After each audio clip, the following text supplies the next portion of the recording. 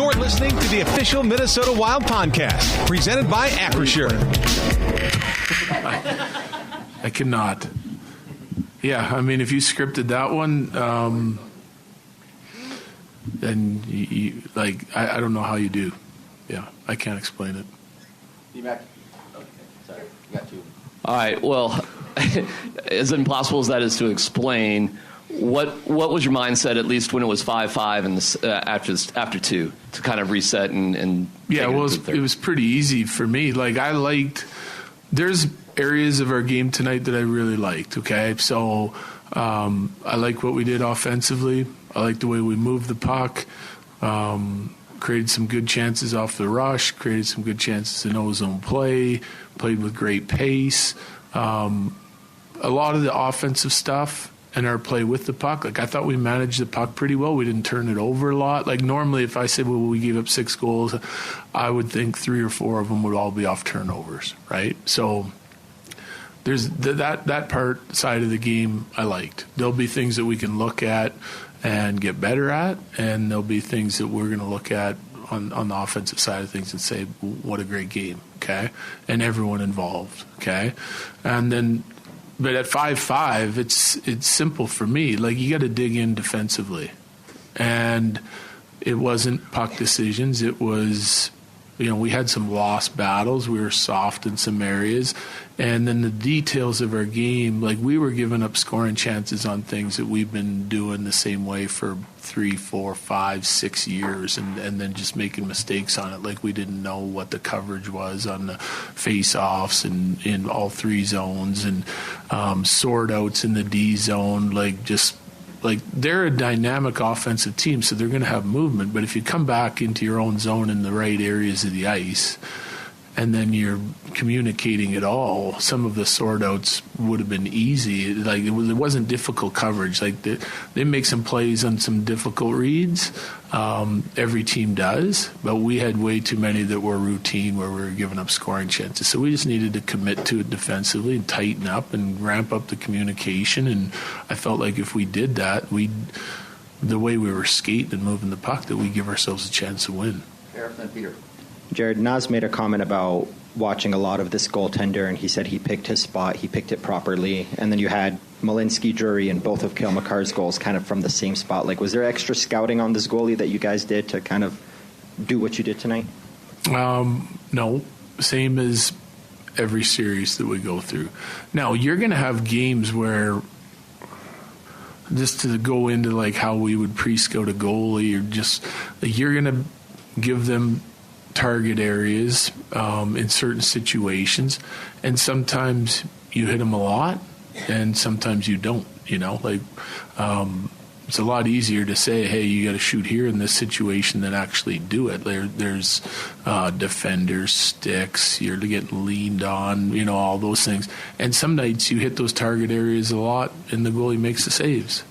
So it's not like that we put any extra into this round that we haven't for years. It's just some nights they go in and some nights they don't. Peter? You said that with defense there were a lot of things that you just kind of needed to commit more to it, things you've done the last 5 or 6 years. Does that, I guess, make you feel better knowing that these are things that you have done well in the past, or is it a concern that it No, it's not a concern. I mean, so you're talking about Russ, like we were rested, ready, energized, the building helped, like there's no question about that. The execution with the puck, like we didn't look rusty at all. That being said, you're rusty on some sort out, some coverage things that, some of them routine, some of them, a little chaotic. I think that, like, if there's any rust involved, it's in that area, and it's also, like I mentioned this morning, it's not that we weren't emotionally engaged in the game and physically engaged in the game, because I think we were, but not enough on the defensive side. We were on the offensive side. Forecheck looked good. We did some good things, but like when it came to the defending, I feel like we forgot a little bit just how hard we need to work to be good defensively. Like we were easy in some areas, and loose on some gaps and late a few times, and they play hard offensively. They're a dynamic team, and they have skill. Go right here, Jared. Pat? So yeah, you're saying you could have scripted something like this happening, but Makar leaves in the first with an injury and comes back, scores twice. Is that something you could have scripted? I mean, that seems implausible. Yeah.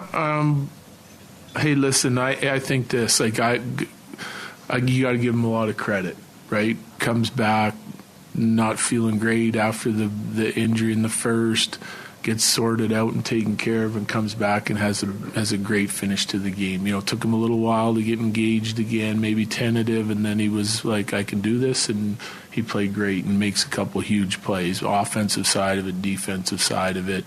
But I'll say there's not too many guys this time of the year that aren't playing hurt and aren't like digging in and playing through that stuff. That's what makes the playoffs great. That's what's expected. It's not a one-off. It's the bulk of the guys on every team that are still playing and will continue to play are going to play hurt and injured, and both. And so, I think they all deserve the credit. Tonight it was Kale. Tomorrow night it'll be somebody else. Jesse? Really quick follow. Is this anything you guys are worried about with Kale? No. Tonight? Okay. I hope not. I mean, I don't know. I haven't got an update. And then just kind of going back to what you were saying a second ago about, you like the way that you guys started. A couple of the guys were saying that, like, you guys had the few days off, and they not only felt that they weren't, slow to get into things, that maybe they were a little bit too revved up, and that was what led to some of the breakdowns. Does that feel like a fair assessment to you? Could be. I'll have to.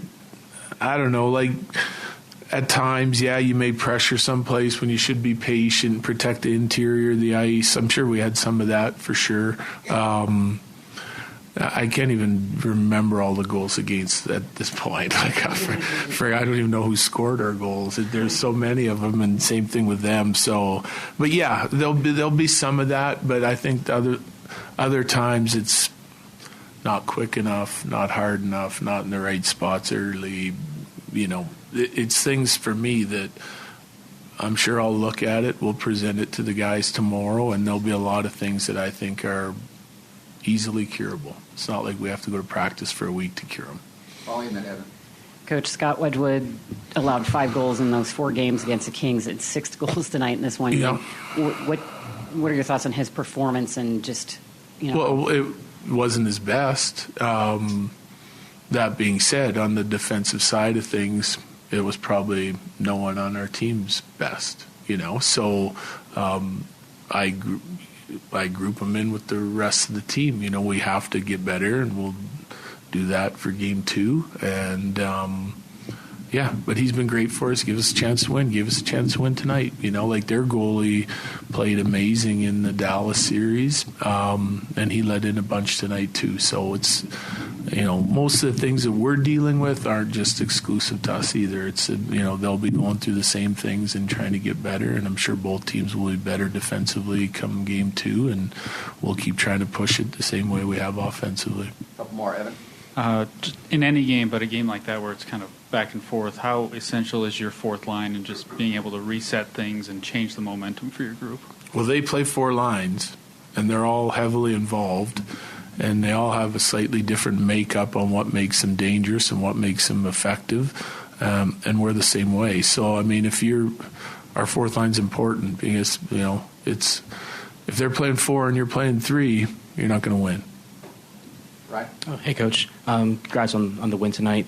As these playoffs move forward, the physicality and the hits are going to keep ramping up, especially against a team like Minnesota. Is there another way to prepare for a team that may have an edge in that category? Yeah, I think you play to your strengths. That's what you do. Like, so you're never going to play you got to win your matchups. That's what you got to do. I liked our fourth line tonight. They created a bunch of chances. They skated well. They were physical at times, but they're a relentless group that's like very well connected, and that's why they have success defensively. That's why they have success offensively. Their attention to detail is always good. Okay, they're made up different than the Minis fourth line. They're going to play to their strengths. We're going to play to ours. And like their matchup was different in the LA series, right? You have to be a well-rounded 200-foot player to have success, and you got to be able to play against all kinds of different players. And if it's going badly, it's my opportunity, my responsibility to move those matchups around, whether that's changing someone on the line or changing different lines. You're trying to put your players in a situation that they can succeed in order to win as many matchups as you can to win the hockey game. There was a lot about Quinn and Cale before the series. They were both amazing tonight, but Devon Taves also had 4 points. He had the big 5-5 goal. Just what did you think of him tonight? He was great. Yeah, he was great. And on both sides of it, too. Like, I don't think there's a lot of, I'll look through it. I'm sure there's not a lot usually that, Taser doesn't sort out. He's an elite thinker and he's a skater and defender and can contribute offensively. I'll bet that, like, out of all the scoring chances we gave up, I'm not going to be like, what was Taser doing there on that one? That rarely happens, and I'm sure tonight will be the same way, even though we gave up 6. Thanks. Yeah, we'll move on shortly.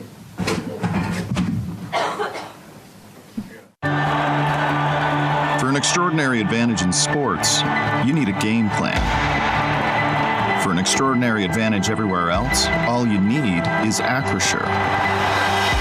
With a high-tech human approach to insurance, cybersecurity, and more, Acrisure helps you take care of what you care about. That makes winning easy. See what Acrisure's extraordinary advantage can do for you at Acrisure.com.